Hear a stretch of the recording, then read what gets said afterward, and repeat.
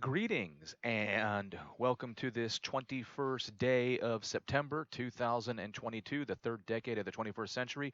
I am coming to you, I wouldn't say live, but I'm coming to you from what is my studio slash workshop in the works.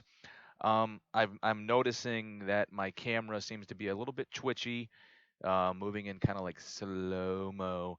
But hopefully that won't affect the video quality when it's all said and done. But we shall see. Um, the main reason, if for no other, that I'm doing this video is I've received some comments on my page, and as always, I like to read the comments out loud.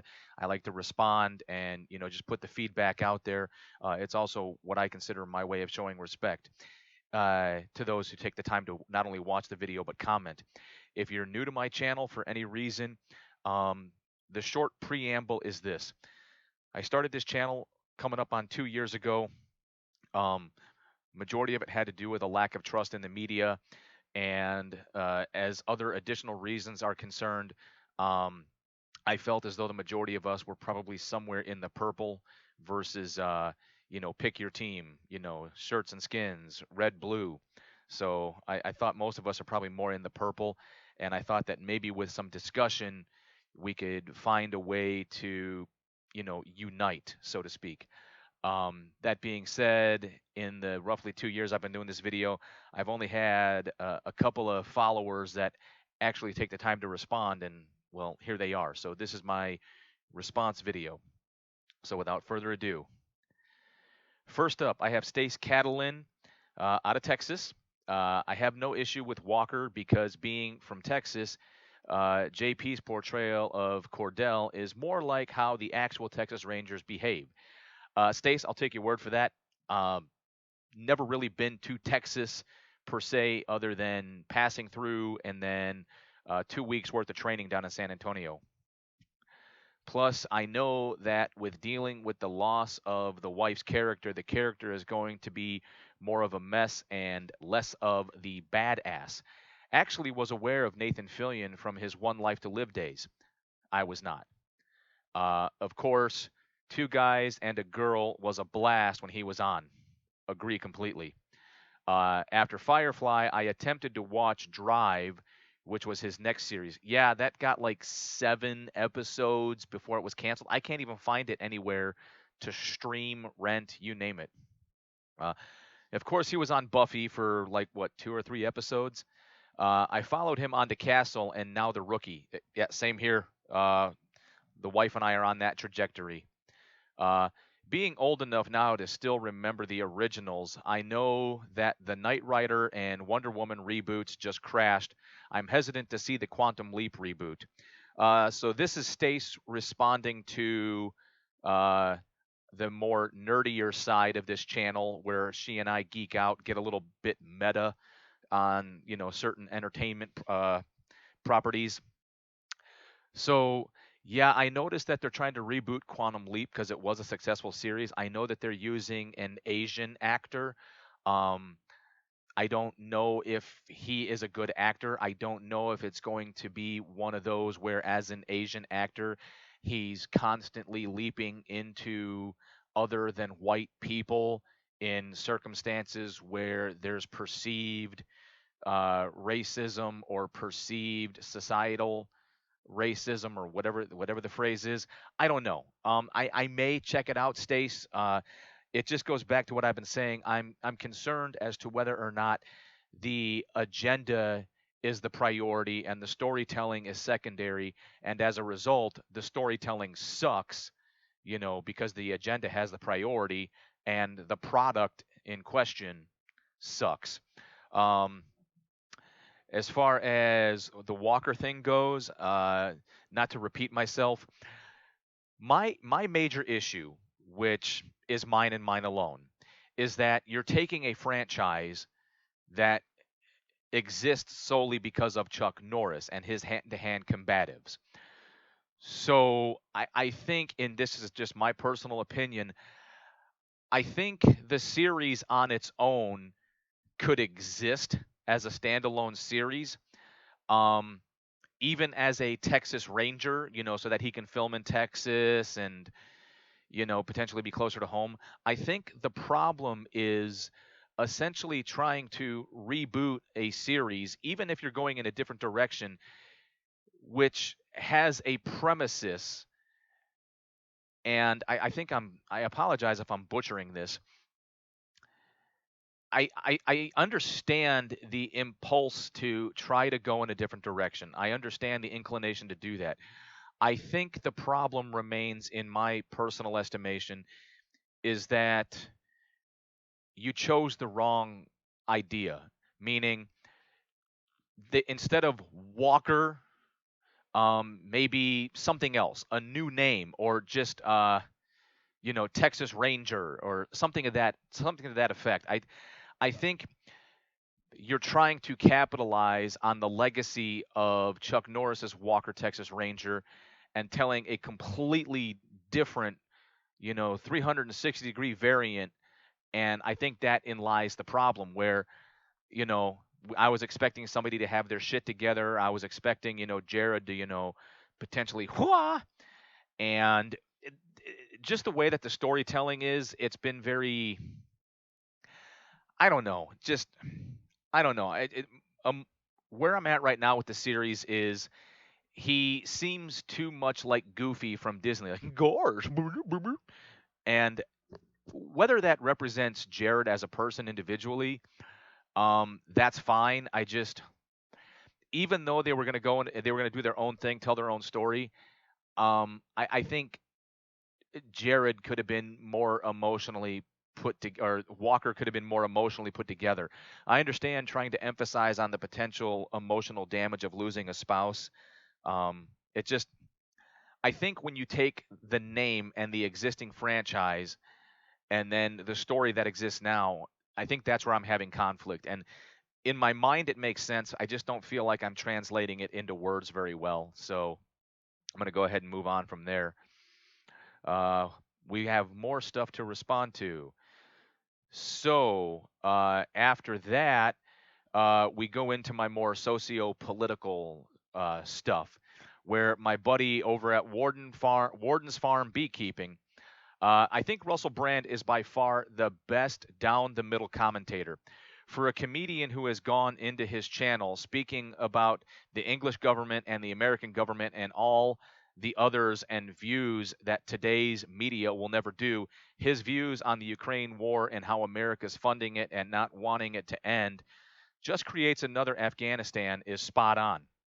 Today's media just plain sucks. Wish we could bring back the 60s or 70s media where it was fair and balanced. And before I comment on that, Stace responded, I took a journalism class while in a gifted education program in elementary school. We were taught simply who, what, where, when, and how. We were marked against if any bias seeped through. I miss journalism and journalistic media bringing forth the basics. Okay, so basically, with the focus being on the media there, and how Russell Brand, I'm sure he has his own personal agenda. So I've said this numerous times, and I apologize if I'm repeating myself, but the problem is the solution. The solution is the problem. Through the guaranteed freedom of the press, guaranteed to them by the First Amendment of the Constitution of the United States within the Bill of Rights, the press is owned by private organizations, therefore, they are free from governmental control.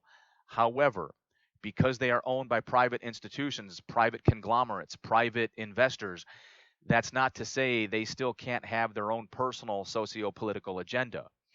And, chicken or egg theory, right? Is it the lobbyists? Is it, major corporations with large amounts of money that essentially put people into politics because campaigns cost money? Or, are these media outlets with their own socio-political agendas uh, operating as propaganda arms for various government entities? And I think any objective, rational person may concur that the overwhelming majority of media outlets tend to be left of center, pushing a left wing ideology, a left wing agenda. And I apologize if left wing seems like a hard term, because I know for me, I don't appreciate being called right wing even though I admit that I'm more right of center than I am left of center, um, because I think that there's certain concepts that fall under that label that I'm not ready to inherit. So, um, at the risk of offending anybody, that's not my intent, but I do understand the compulsion where, you may want to resist the idea that you yourself are 100% left wing and you accept and adhere to all the principles and ideologies of being left wing. But with that being said, um, I would have to say that in my personal estimation, which is one of the reasons I started this channel, is that the majority of major media conglomerates are way left of center, pushing leftist ideologies, which are doing nothing more than separating the country. And then to accuse one station, literally one media outlet, Fox News, of being the one and only. I mean, to me, the math adds up. There's 15 of you and one of them. All right. I understand common denominator theory. Okay, well, how are the rest of us wrong? And well, it in my estimation, it just is what it is. And I think moreover is when these organizations have been caught, like with Nick Sandman, and CNN had to pay out that fine. Um, to me, I'm just blown away at how they're like, yeah, and so yeah, Russell Brand I thoroughly enjoy because he doesn't really have what I would call an investment in this. He's just like, hey, let's look at this. Well, that doesn't make any gosh darn sense. That seems kind of stupid. Let's talk about it. Let me know what you think, which is really all I've been trying to do. I just don't have the same clout. I don't have the same presence as Russell Brand.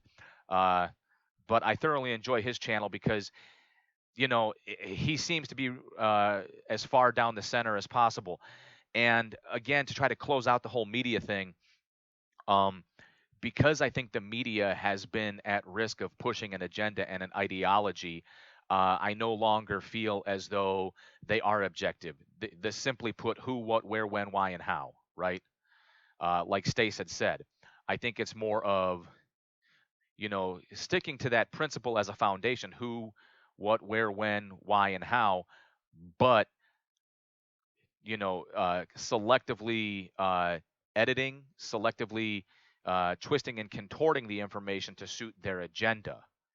Um, and I'm not saying that Fox News doesn't do the same. I'm just saying, like Paul was trying to say, and like Stace was even saying, back in the day, you don't put your feelings in. All right. Whether you're right, whether you're left, whether you're up, whether you're down, it's simply put, okay, this is what happened. This is where it happened. This is when it happened. These are the people involved. Why? Well, here's what we know so far. All right. Instead, now it's like, well, now, okay, now we get a lot of theory and conjecture, but it's not being presented as theory and conjecture. It's being presented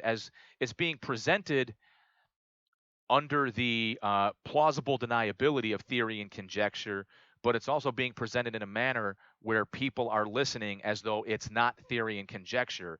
Where, hey, by the way, this is theory and conjecture, and this is what we think happened and why it happened. Oh my God, that's horrible. And now I must, take up arms and join my team. So I think that's what's happening with the media is um, we're also mistaking a lot of commentators as journalists, as reporting news, when all they're doing is filling a time slot with their commentary. And I think that's another big problem we're facing. All right, we got more. Hang on. All right. So Stace, responding to my humanity video, I don't really have issues with the Republican Party. I have issues with this group that has branched off of the Republican Party side and is still calling themselves Republicans when they do not really follow any ideology other than Trump is truth.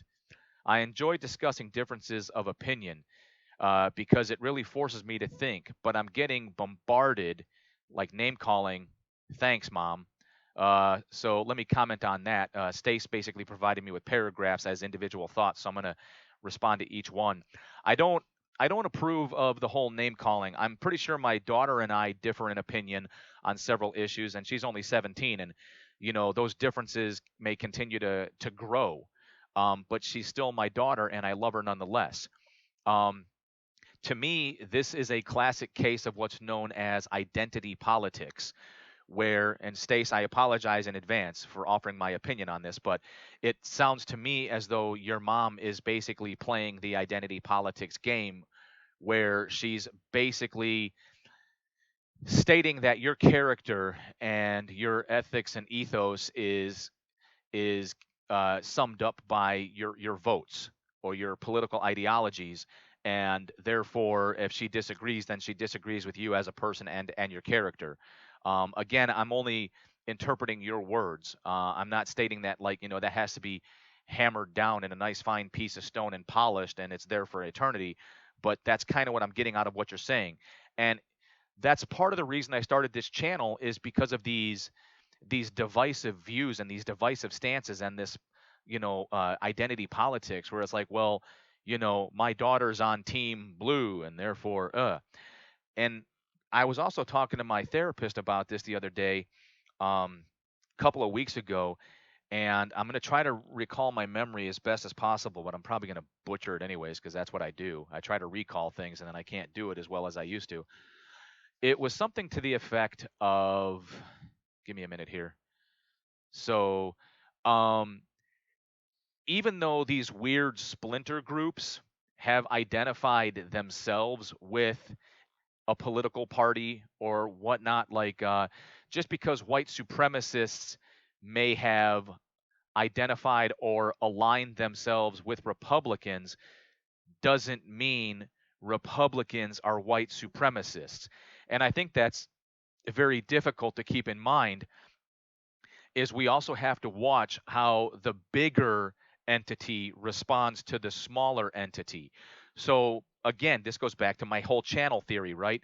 So you have all these left-wing media outlets that are basically stating, as a matter of fact, that some of these weird, awkward splinter groups directly represent the Republican Party, and as a result, the Republican Party is them.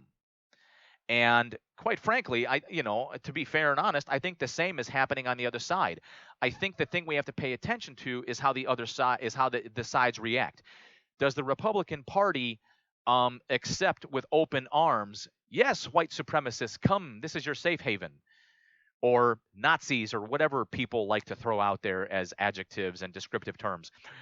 But, like, okay, let's say Black Lives Matter or Antifa or anybody else who is a very militant, uh, destructive force, law breaking organization of people, right? Just because they identify as liberal or on the left, is the Democratic Party accepting them as card carrying members? Are they approving of their actions? Are they like, yes, Dems are people? Um, I think that's where the rubber has to meet the road, is whether or not the party as a whole accepts responsibility for these splinter groups. And Stace, to your comment, yeah, um, my biggest disagreement with the Republican Party would probably have to be its alignment with the church.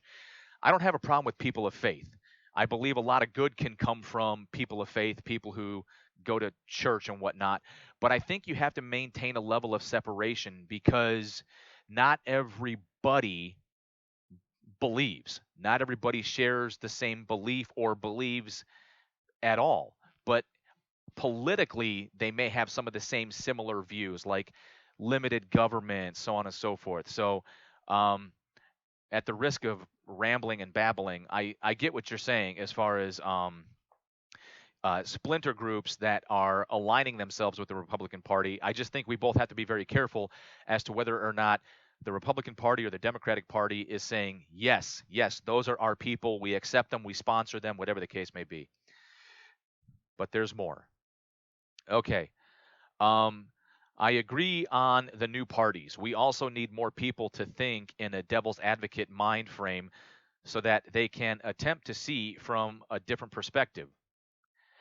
They don't have to agree with that different view, but at least be more empathetic.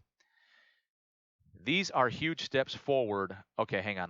Let me respond to that because you switched topics on me. Um, yeah, I get what you're saying.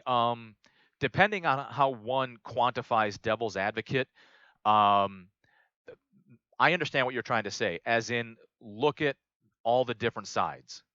All right. And typically, I believe in the three sides to every story. There's yours, there's mine, and then somewhere in between is the truth.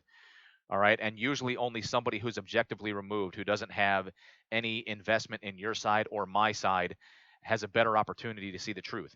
So, if you're kind of hinting at that, I agree. Um, and I also agree that in that line of thinking, we more thought needs to be given to action versus consequence, right? So, you know, okay, people are fleeing South America for North America. Most of these people are hardworking individuals. Okay, great, cool, fantastic. All right. So while I am more than happy to welcome good, hardworking people who are going to be productive members of society, what are some of the consequences? See, one party's like, absolutely, come one, come all. And then it seems like the other party is the equal and opposite on the spectrum. Like, no, no, no, no, no, shut down the border, you know, enter the legal way. In which case, I'm kind of torn in between because, in my personal perspective, if we could literally deport an equal number of people that are being imported, to me, that's a fair trade. Like, look, you're trying to get rid of these people? All right, roger that. Here, take these people instead. These people have become dregs on society. These people have proven themselves to be utterly worthless to our society. Hey, your weather's pretty nice, right?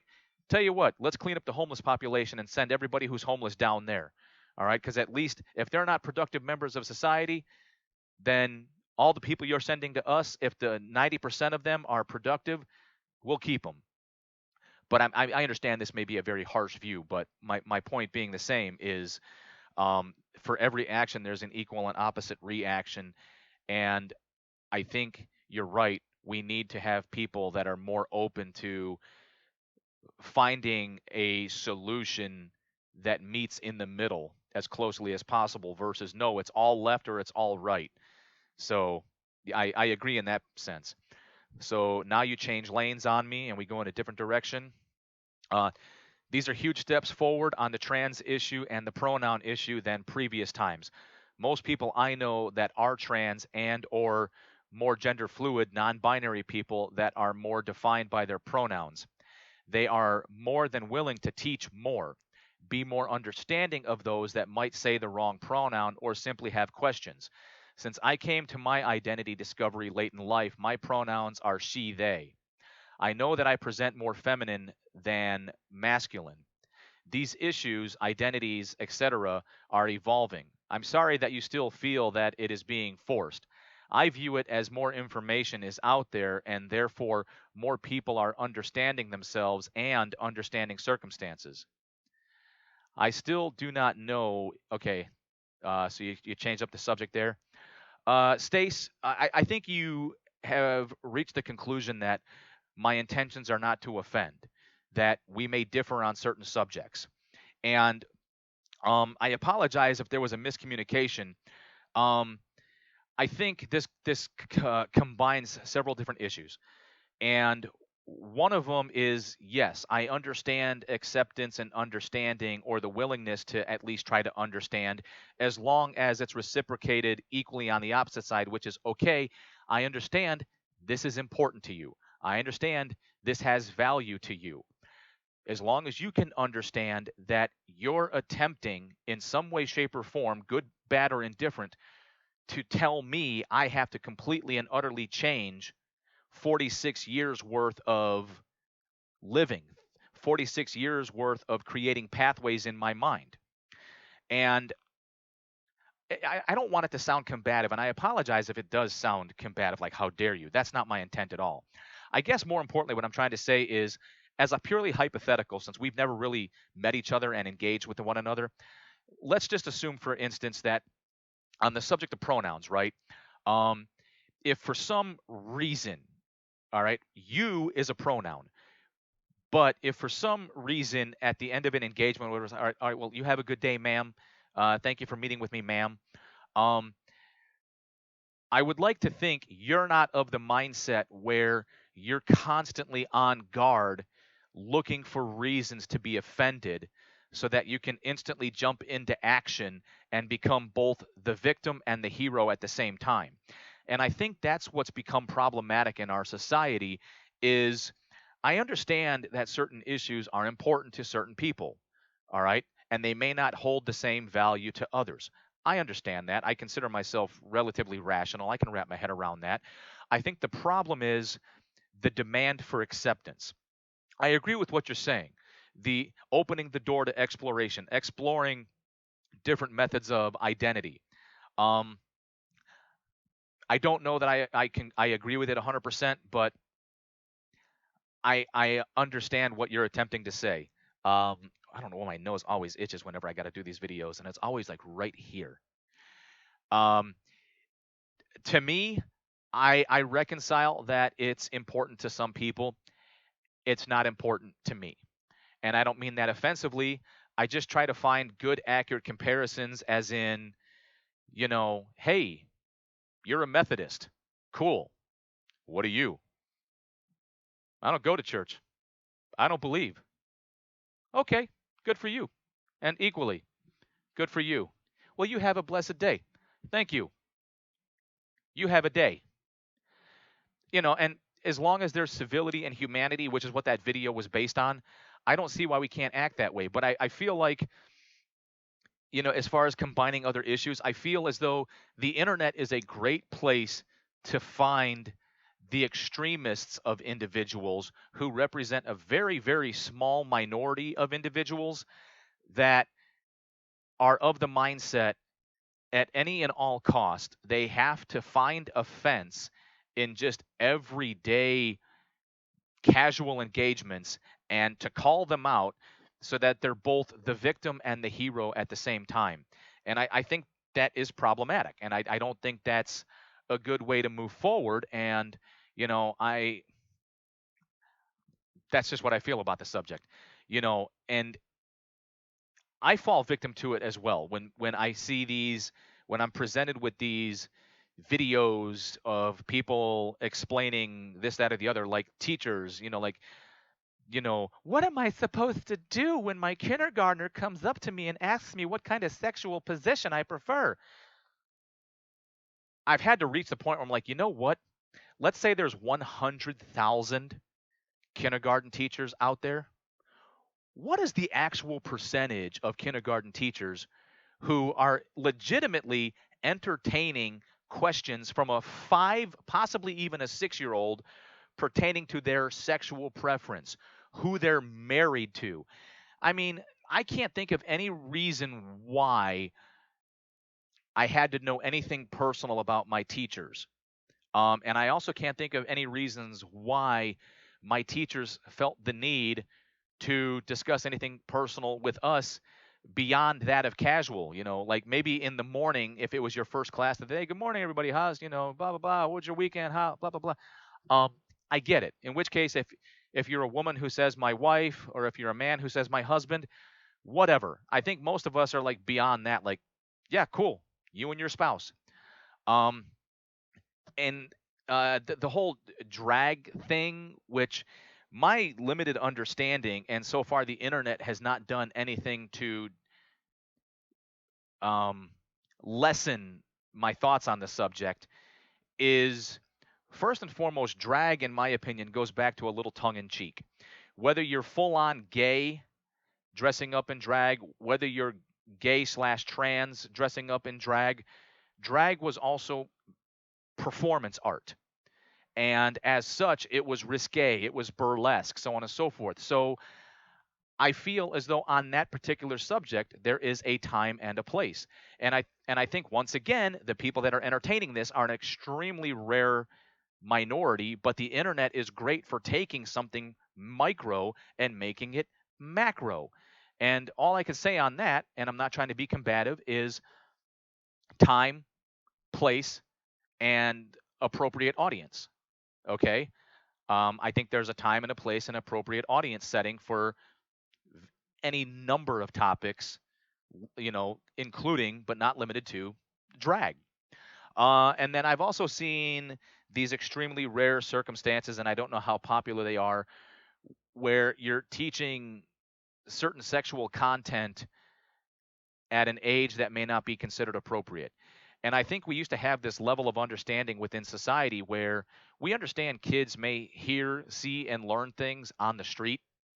Um, but there was an expected level of content, conduct, and performance in specific settings. All right, like in a specific setting like school, there was an agreed upon conduct, behavior, performance, education, so on and so forth. Um, and I just go back to what I've said before in the past. If you're an individual who's all for this stuff, then you should have your own institutions where that stuff can be explored. Just like people who are extremely religious and they go to religious schools or they go to different types of schools. If it's something that's not going away, then I've said it before, but it may have been twisted and taken out of context. If that represents a minority of individuals, but they're large enough to potentially warrant their own facility to not only teach the standard curriculum 1+1, I before E except after C, in addition to other stuff that, say, several of us would disagree with, then perhaps, and maybe that goes to that whole school choice thing, right? Where, okay, well, if you want a more liberal, left leaning point of view, go to this school. If you want a very hyper conservative point of view to include religious, whatever, go to these schools. If you just want to learn the basics, no ideologies, no nothing, then go to these schools. In which case, I'm all for it. I'm all for the whole freedom of choice. I'm all for the whole freedom to you be you. You be you. If you want your kids drinking 1% unicorn milk at 5 years old, learning about, monogamy versus polygamy versus, the lotus position, that's you. Okay. And in accordance with what our country was founded on, you should have the freedom to do that. It just shouldn't be forced upon those who don't. And equally and opposite, those who don't shouldn't be forcing it on others. So I think we should have separation. All right. If you want a more liberal concept being taught, then you should have a school singled out for that. I mean, my God, my daughter goes to an online school. Apparently, she just hates people. So she goes to an online school. Why couldn't we set up a virtual academy for people who want to explore other issues for high school students, middle schoolers, what have you? That's all I'll say about that. Stace, I think this is the one area where you and I possibly disagree, but I don't think it's something that has to be combative. I'm a big fan of you doing you. I have some personal thoughts, um, none of which I mean to be offensive. Um, if you're interested, let me know in a comment, and I'll just respond in a comment. I won't put it on video. I don't think it's offensive in nature, and I also don't think you're the type of person that looks for every opportunity possible to be offended for the sake of being offended, so that you can be the victim and the hero of your own story. And that's why I'm so glad you keep coming back to include, if we disagree, but we don't need to be inhumane and uh, indecent to one another. And you have one last comment. Um, I still do not know if white privilege definition is still not lost on you. Even as a feminine presenting person, I have advantages due to my skin color. I have witnessed racism. I have less of a chance to actually experience racism. Pansexual is liking the person regardless of how they present. Polyamorous is usually meant for those in open relationships. Uh, Throuples, men with sister wives, etc. Okay. I'll try to comment on that. Stace, with the whole white privilege thing, um, you said if it's lost on me.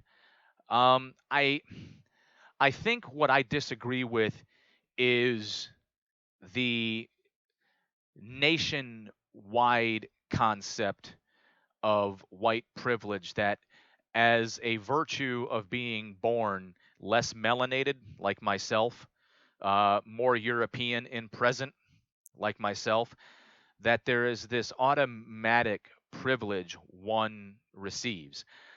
Now, I think we both have to recognize two variances, okay? I grew up in a northern state in a major city where we had racism and or segregation everywhere. All right? We had Polish neighborhoods, we had Irish neighborhoods, we had Italian neighborhoods, black neighborhoods, all right? Hispanic or Latinx or whatever the appropriate definition is, because we had Mexican, Puerto Rican, and then others, all right? So, and there were also times when you could not go to these neighborhoods if you weren't from that neighborhood unescorted. Granted, there were typically neutral territories that were accepted as neutral, like school, certain shopping facilities that were considered neutral territory if they were in neutral territories. But the concept of privilege, just by the virtue of being white, I grew up in an area where if you weren't Polish enough, if you weren't Irish enough, if you weren't Italian enough, you weren't accepted. And then obviously, due to pigmentation, if I wasn't black or Hispanic, I wasn't accepted. And I grew up in a predominantly Hispanic area. So, um, what I remember specifically beyond my skin complexion excluding me from certain things was money. And you either had it or you didn't. And we had affluent areas in and around the city and outside the city. That being said, I think we're of the same age. I was in high school during the 90s where what I felt was a big black pride movement. The shirts that said it's a black thing, THANG, you just wouldn't understand. Uh, a lot of primary colors, which represented Africa, a lot of references to Africa, how black culture dominated fashion, black culture dominated music. In the 90s, heavy metal kind of fell off the face of the earth, and hip hop, R&B and B and whatnot. I mean, I think my high school graduation song was either Boys to Men or Belle Biv DeVoe or something like that. Um, I can't remember. So, to me, that was soft racism because I understood and I grew up in that environment. Like, oh well, this is Little Italy, that's Chinatown, that's Jewtown, this is to be expected. But for the most part, I remember, in neutral territories being treated relatively equal. I do remember in the 90s with that big black pride push, a lot of black Americans in the Chicagoland area began to feel a resurgence in their skin color, a pride in their skin color. And I remember we had small groups of, I guess, what you would call militant individuals who were very proud of their skin color, to include street gangs that had created new divisions because I'll give you an example. The Gangster Disciples started out as predominantly a black street gang from Chicago, and then they branched out and they had Hispanics, they had whites, and there was another group within the Gangster Disciples that disagreed, so they split off and formed the All Black Gangster Disciples, or just BGDs, Black Gangster Disciples. And it wasn't lost on just them, because gangs in Chicago were kind of like the American League and the National League. All right, you had multiple gangs under the National League, multiple gangs under the American League, or as those in the know, folks and people.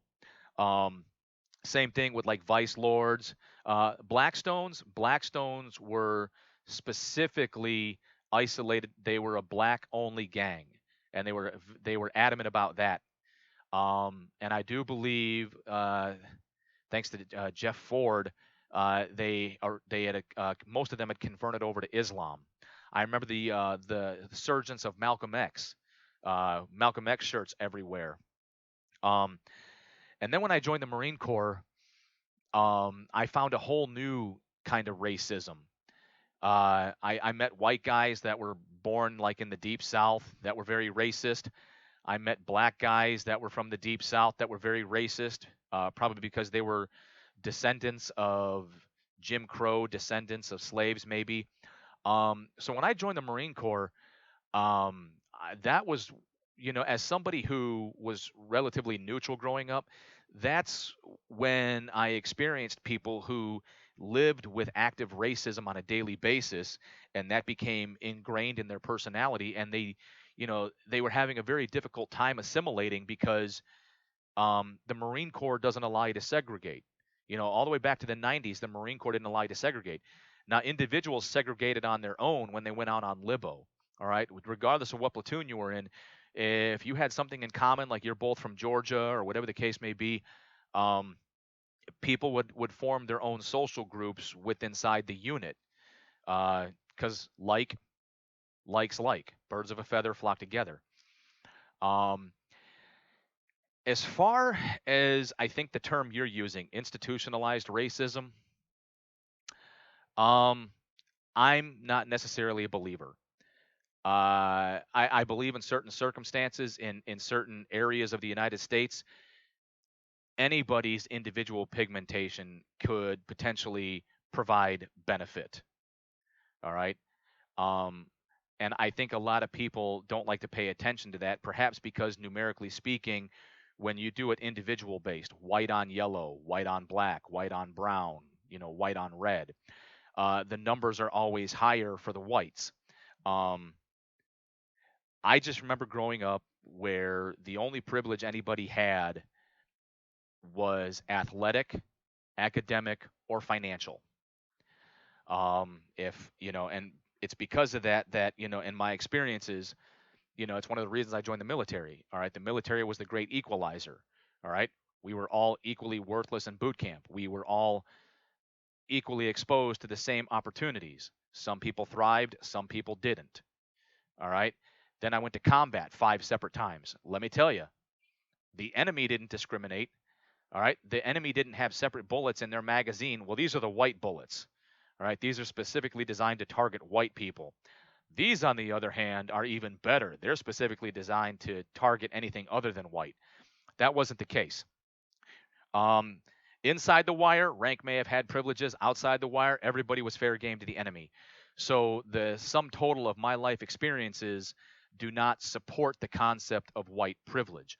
I believe privilege exists in many different forms, and given the right opportunities, it rears its face, it rears its head, whether you think it's ugly or not. As somebody who grew up in the South, it probably has a different meaning for you, due to your exposure, due to the sum total of your experiences in life. You may find more evidence that supports it in your day-to-day life and in your memories. Unfortunately, I don't have enough to support it in my life. The only thing that comes relatively close, and I've said this more than once, is I did feel the slightest sense of security traveling through parts of West Virginia, stopping for gas, thinking to myself, whew, okay, thank God I look like the locals, except for one thing. I have more teeth than fingers. And I'm sorry, West Virginia, I'm not trying to pick on you, but it for whatever reason, back me up on this. If I'm wrong, let me know. Every gas station off of a major freeway is in the holler. And when you go to the holler, you don't exactly find the best representation at the nearest gas and sip or whatnot. I'm just going to leave it at that. So yeah, Stace, I'd be more than happy to maybe do a separate video conversation with you, depending on your replies about white privilege. Um, just due to my exposure, due to the life that I've lived, um, no, I've had to earn everything.